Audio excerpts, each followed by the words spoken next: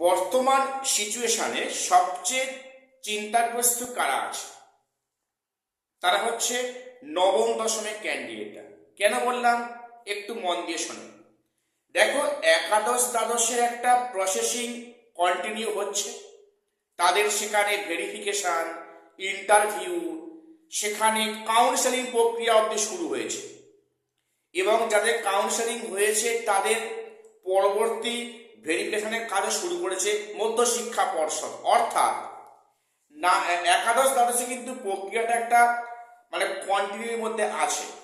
যদিও এখনো একাধিক সাবজেক্টে, মেজর সাবজেক্টে কাউন্সেলিং এর ডাক দেওয়া হয়নি এবং সে নিয়ে নানা প্রশ্ন যে ভোট প্রক্রিয়ার মধ্যে একাদশ দ্বাদশে কাউন্সেলিং এর সমস্ত বিষয়ে কাউন্সেলিং হবে কিনা, সেটা আমি পরে আসছি। তো এক কথা বলতে গেলে একাদশ দ্বাদশে কিন্তু কাউন্সেলিংটা যেহেতু স্টার্ট হয়েছে, প্রক্রিয়াটা অনেকটা দূর এগিয়েছে। সমস্যার মধ্যে আছে, ব্যাকফুটে আছে 9-10। দেখো, আজ থেকে প্রায় কয়েক মাস আগে তাদের লেখা পরীক্ষার মার্কস প্রকাশিত হয়েছে, কল ফর ভেরিফিকেশন সেখানে হয়েছে। তারপর থেকে কোনো একটাও খবর নেই। ইভেন কমিশন বা সরকার সেখানে একটা প্রেস কনফারেন্স নেই যে 9-10 যারা ডাক পেয়েছো তারা চিন্তামুক্ত থাকো, তোমাদের শীঘ্রই ভোটের প্রক্রিয়া আগে তাদের ভেরিফাই কাজ শুরু হবে। এই মর্মে কি ভোটের পরে হবে এই মর্মে কোনো কেউ একটা ওয়ার্ড ব্যয় করছে না, যেটা খুবই একটা হতাশার মধ্যে পড়েছে 9-10 ক্যান্ডিডেট। তো বিষয়টা হচ্ছে কি, এখন এই মুহূর্তে 9-10 ক্যান্ডিডেটরা যারা কল ফর ভেরিফিকেশনের ডাক পেয়েছো তাদের কি করা উচিত? দেখো, কি করা উচিত বলতে, ভেরিফিকেশন কবে হবে সেটা আমাদের কোনো হাত নেই, সেটা কমিশনের হাত ডিপেন্ড করছে। আমাদের যেটা করার আছে কি, যে ইন্টারভিউ যারা যাবে আর কি, তাদের ডেমনস্ট্রেশন প্রক্রিয়াটা বাড়িতে প্র্যাকটিস করে রেগুলারলি।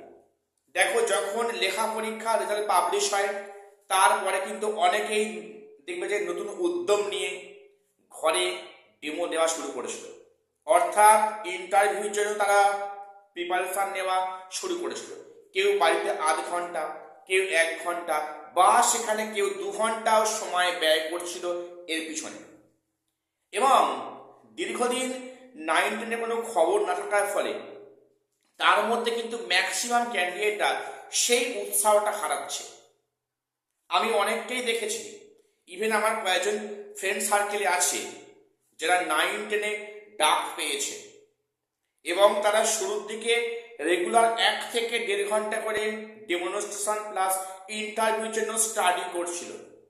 ইভেন তারা এখন এই মুহূর্তে বা এই পার্সপেক্টিভে তারা কিন্তু সেখান থেকে বিচ্ছিন্ন হয়ে যাচ্ছে এবং তারা কিন্তু মূল স্রোত থেকে ছিটকে বেরিয়ে যাচ্ছে।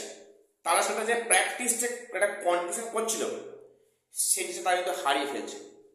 তারা সেখানে পুনরায় নতুন উদ্যম নিয়ে সেখানে যে ডেমনস্ট্রেশন বা ইন্টারভিউর জন্য স্টাডি করবে সেটা করতে পারছে না। তারা পড়ায় তাদের কাজে মন বসছে না।